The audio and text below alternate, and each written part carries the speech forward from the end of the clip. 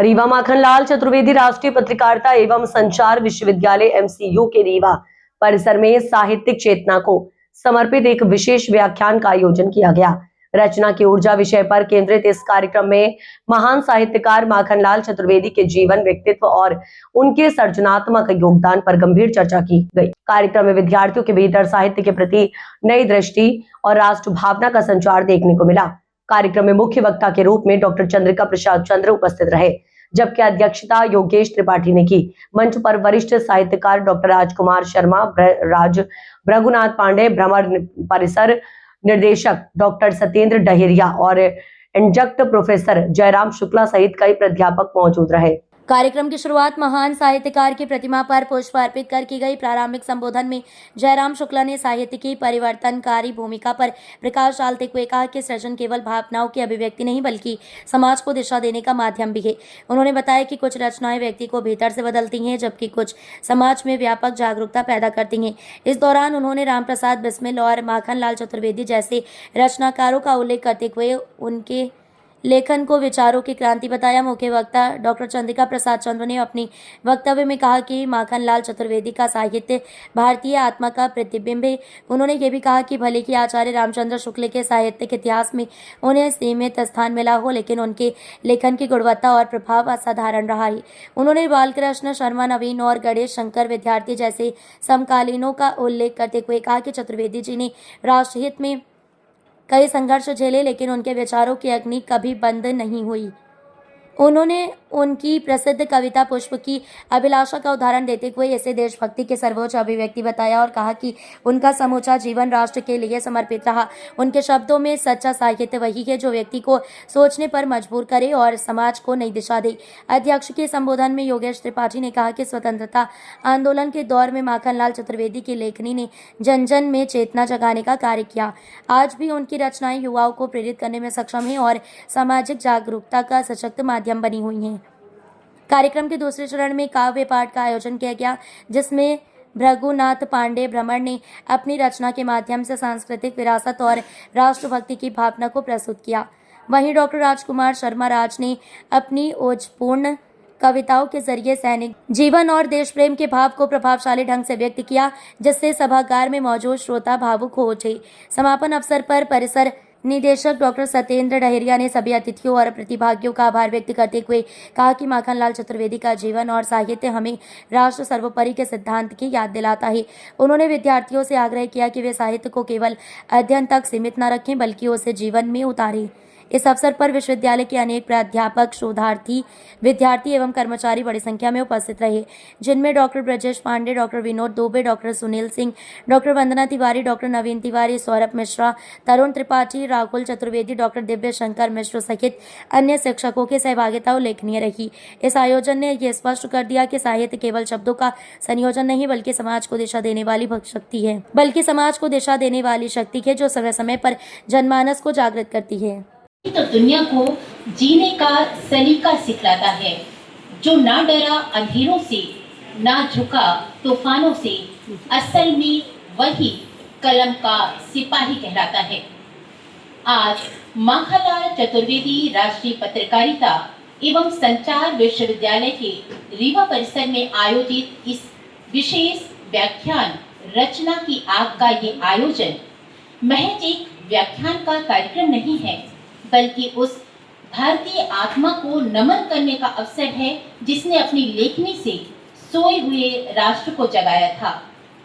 साहित्य के आकाश का वो चमकता हुआ सितारा है जिसकी हर एक कविता में राष्ट्रवाद की धारा है, जो न डरा जेल की सलाखों से, न गोरे पहरेदारों से। ऐसे महान राष्ट्र कवि माखनलाल चतुर्वेदी जी के चरणों में शत शत नमन, बारंबार प्रणाम। कार्यक्रम की विधिवत शुरुआत के लिए मैं सादर आमंत्रित करती हूँ आज के हमारे मुख्य अतिथि डॉक्टर चंद्रिका प्रसाद चंद्र जी को, कार्यक्रम की अध्यक्षता कर रहे श्री योगेश त्रिपाठी जी को, और हमारे के माध्यम से ही नहीं, बिल्कुल सक्रिय तन मन से वो जुड़े हुए थे स्वतंत्रता आंदोलन में, और वो लेखन का कार्य तो उनका द्वितीय पक्ष था, क्योंकि वो कई बार जेल गए और महात्मा गांधी से प्रेरित होकर वो इस आंदोलन में कूदे। और चूँकि लेखनी उनकी परिपक्व थी, अच्छी थी, वो कवि थे, लेखक थे, तो वो इस तरफ भी आगे बढ़े और उन्होंने ज़रूरत महसूस की पत्रकारिता की। तो मुझे ऐसा लगता है कि उन्होंने पत्रकारिता जो अपनाया या जितना जो भी किया वो ज़रूरत के हिसाब से किया। उनको ये लगा कि पत्रकारिता करके मैं देश की सेवा कर सकता हूँ और इस आंदोलन को एक गति प्रदान कर सकता हूँ। मूलतः वो कवि थे ही और बाद में उन्होंने गद्य लेखन किया। तो ये इन महामानवों का, जिन्होंने प्रत्यक्ष दर्शन किया, उनको देख के मुझे ये लगता है कि मैं उन्हीं को देख रहा हूँ। माखनलाल ऐसे कई बड़े बड़े साहित्यकार हुए हैं जिनसे डॉक्टर चंद्र जी मिल चुके हैं, उनके साथ बातें कर चुके हैं। आगे आने वाली पीढ़ियों को मतलब ऐसे लोग दुर्लभ हो जाएंगे ऐसे कि हम उनसे मिल चुके हैं, इस तरह से बात करने वाले। तो माखनलाल चतुर्वेदी जी के विषय में बहुत कुछ बताया डॉक्टर चंद्र जी ने और मुझे ज़्यादा याद भी नहीं है, लेकिन एक चीज़ मैंने नोटिस की कि साहित्य अकादमी की स्थापना हुई और पहला पुरस्कार माखनलाल चतुर्वेदी जी को दिया गया। पहला पुरस्कार केंद्रीय साहित्य अकादमी की स्थापना और उसके बाद पहला पुरस्कार इनको मिला। मतलब उस समय की जो सत्ता थी उनकी निगाह में ये पूरे थे। लेकिन राष्ट्र कवि इनको नहीं कहा गया। मैथिली शरण गुप्त जी को महात्मा गांधी ने राष्ट्र कवि कह दिया, कहा। कोई इसमें मैं ऐसा कुछ नहीं है कि वो इसके उपयुक्त नहीं थे। वो भी भारत भारती की धूम मची थी। उनका बहुत बड़ा एक काव्य ग्रंथ है भारत भारती, उसकी धूम मची थी, तो उनको राष्ट्र कवि कहा गया। बाद में दिनकर को भी राष्ट्र कवि कहा गया। तो मुझे ऐसा लगता है कि राष्ट्र कवि कोई ऐसा वैधानिक पदवी नहीं है। जब सत्ताधारी लोग किसी को राष्ट्र कवि कह देते हैं तो वो प्रचारित हो जाता है। माखनलाल जी को पद्म विभूषण मिला पंडित नेहरू के समय में, शायद 1963 में, और उसके बाद 1967 में उन्होंने इसे लौटा दिया। उस समय इंदिरा गांधी जी का शासन था। क्यों लौटाया?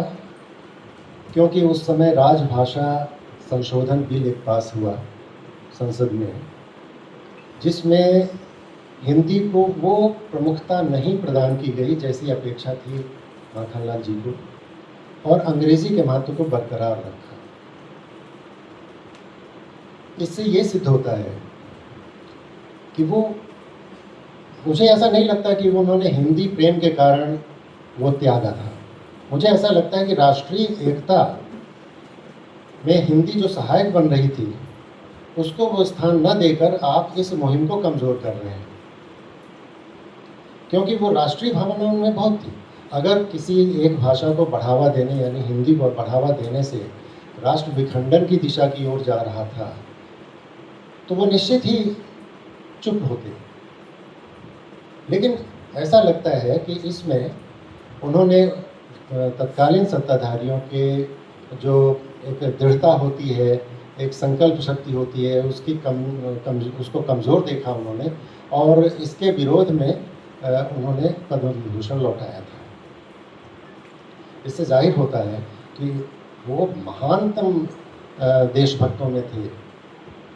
उन्होंने अपनी भाषा और समृद्धि के देवैया मैया, सबका सद्बुद्धि दीन है मैया हंस वाहिनी। और हारी लीन है हिंसा हत्या लूट और घोटाला काही, देश में समृद्धि भरी दीन है हंस वाहिनी। चारी ओर घोर अज्ञान के तिमिर बिच, कि चारी ओर घोर अज्ञान के तिमिर बिच, अज्ञान के अजोर भरी दीन है हंस वाहिनी। अब विनती है बेर बेर सब हम विराजी आजू, कि बिनती है बेरे बेरे सब हम विराजी आजो। अरे राज केरला जी रखिली है हंस वाहिनी के, राज केरला जी रखिली है हंस वाहिनी। शब्द शक्ति का उल्लेख किया हमारे आदरणीय अग्रज ने। तो शब्द ऐसे ही होते हैं। अब हमारे जो भ्रमर जी हैं, बहुत बड़ा वो एक कवि नहीं कम सम्मेलन है। जन्म में स्वदेशी भावना हो स्वाभिमान, शान पे तुम्हारी जान अपनी निसार दे। आदरणीय चंद्र जी अपने व्याख्यान में कह रहे थे भावना कि जन्म जन्म में स्वदेशी भावना हो स्वाभिमान, शान पे तुम्हारी जान अपनी निसार दे। और रग रग रमी रहे राष्ट्रभक्ति भावना, वो मंत्र मातृभूमि देश भक्ति का अपार दे। मंत्र मातृभूमि देश भक्ति का अपार दे। कि 100 बार तेरी आन पे निछावर हो शीश, कि 100 बार तेरी आन पे निछावर हो शीश। माता भारती तू ऐसा नेह दे दुलार दे। अब द्रोहियों का वज्रघात सीने में ही झेले सदा, पीठ पे न खाएं गोली ऐसा संस्कार दे। पीठ पे न खाएं गोली ऐसा संस्कार दे। और माटी शायद सुन चुके हैं आप, मैं पुनः पढ़ता हूं। माँ और टी दो अक्षरों के मेल से बना शब्द। माँ से मातृभूमि और टी से टीका। मेरा अपना मानना है कि जो भी इस मातृभूमि का टीका अपने माथे पे लगा लेगा वो मातृभूमि का होकर रह जाएगा। वहां से 4 पंक्तियां निवेदित करता हूं कि माटी माँ का टीका है ये मातृभूमि का सम्मान, और माटी आन बान शान बन जाएगी। माटी माँ का टीका है ये मातृभूमि का सम्मान, और माटी आन बान शान बन जाएगी। और माटी से बना ये तन मन मिले माटी से, तो माटी आत्मा की पहचान बन जाएगी। माटी आत्मा की पहचान बन जाएगी। कि इस माटी से जो मिले आपका ईमान, तो ये माटी जिंदगी की मुस्कान बन जाएगी। और इस मातृभूमि का जो टीका लगे माथे पे, तो वंदे मातरम का ये गान बन जाएगी। वंदे मातरम का ये गान बन जाएगी। और साथियों, जिस माटी में पले बढ़े हों और जन्मे हों, उस माटी पर अभिमान होना चाहिए। कि जिस माटी में पले बढ़े हों और जन्मे हों, उस माटी पर अभिमान होना चाहिए। और कण कण पोर पोर छोर छोर संस्कार और सभ्यता का गुणगान होना चाहिए। कि मातृभूमि के लिए जिए मरे 1000 बार, जिंदगी का ऐसा प्रतिमान होना चाहिए।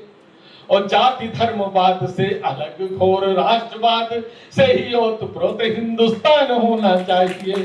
से ही ओतप्रोत हिंदुस्तान होना चाहिए। और जाते जाए छंद और पढ़ता हूं कि जाते जाते जख्म एक दे गए फिरंगी हमें, उसे सत्ता लोल को नासूर न बनाना तुम। सच बयानी आदत होनी चाहिए और इसमें धैर्यता की कोई जरूरत नहीं, सच बोलना है।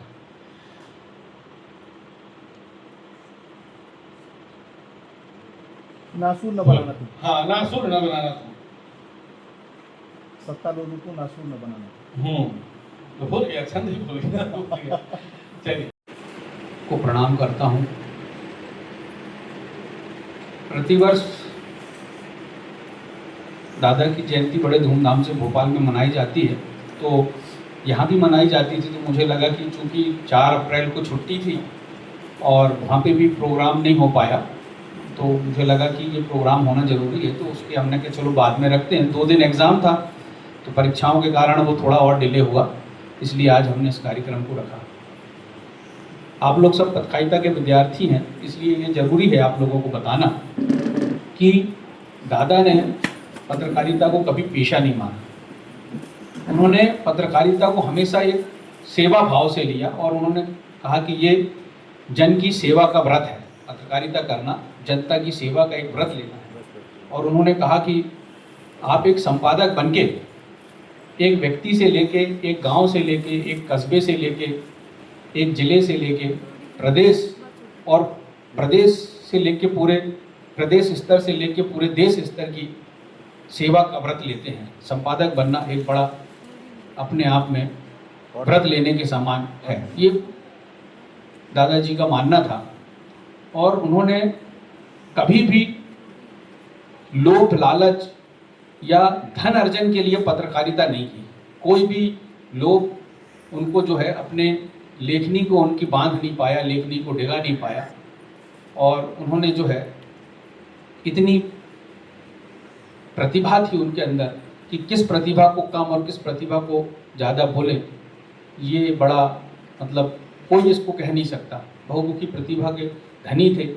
स्वतंत्रता संग्राम सेनानी कहा जाए, कवि कहा जाए, पत्रकार कहा जाए, समाज जागरूक करने कहा जाए, कवि कहा जाए, साहित्यकार कहा जाए, इतनी प्रतिभा थी।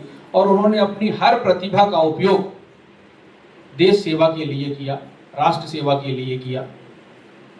तो आज मैं उनकी जयंती पे उनको प्रणाम करता हूँ, नमन करता हूँ। और इस कार्यक्रम के हमारे मुख्य अतिथि, मुख्य वक्ता परम आदरणीय चंद्रिका प्रसाद चंद्र जी का मैं हृदय से आभार व्यक्त करता हूँ कि उन्होंने अपने व्यस्तम समय में से समय निकाल कर आए और इतना उत्कृष्ट व्याख्यान हमारे विद्यार्थियों को दिया। बीच बीच में माखन लाल जी और अन्य कवियों की कविताओं से भी उन्होंने हमारे विद्यार्थियों का ज्ञानवर्धन किया। और उन कविताओं को जब मैं सुना तो मैं भी बीच बीच में भावुक हो गया। सर ने जो कविताएं सुनाई तो मैं भी भावुक हो गया।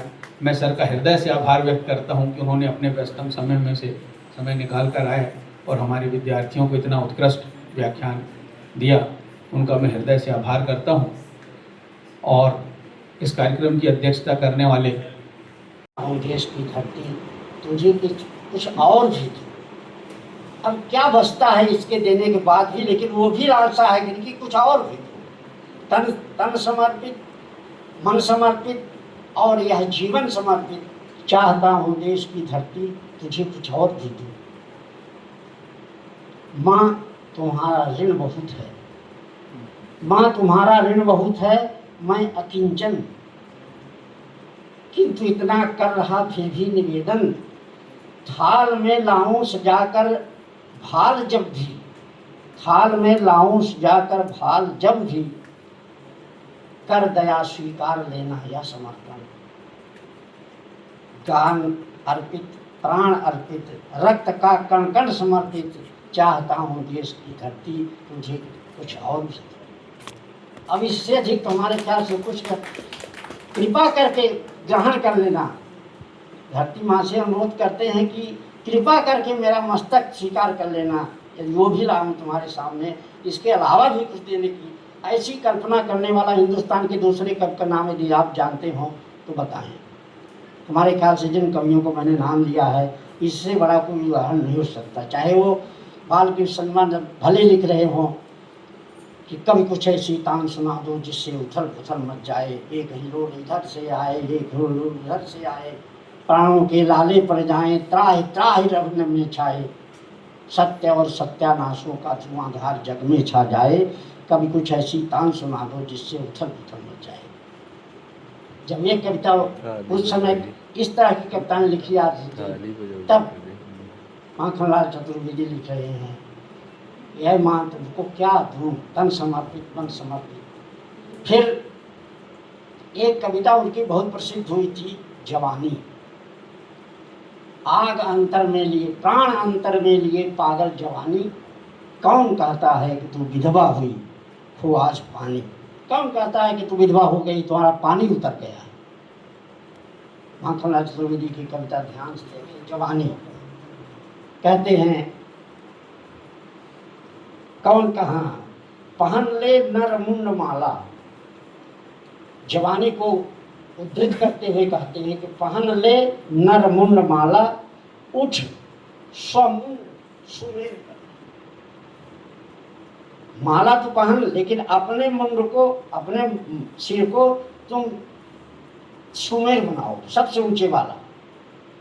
स्वमुंड सुमेर कर ले, भूमि साथ तू पहन बाना, आन आज धानी भूमि का रंग धानी, धानी रंग, धान का रंग, धान का रंग को आप कोई नाम नहीं दे सकते, वो सिर्फ धानी ही रंग, उसको हरा नहीं कर सकते आप। धान का रंग सिर्फ धानी होता है, धान का रंग हरा नहीं होता। पहन कहते हैं भूम सा तू पहन बाना आज धानी, प्राण तेरे साथ है उठली जवानी। द्वार बलिका खोल, बलिदान की बात देखें, द्वार बलिका खोल चल भूडोल कर दे, एक हिमगिर एक सिर का मोल कर दे, मसल कर अपने इरादों सी उठाकर, मसल कर अपने इरादों सी उठाकर, दो हथेली हैं बोल कर।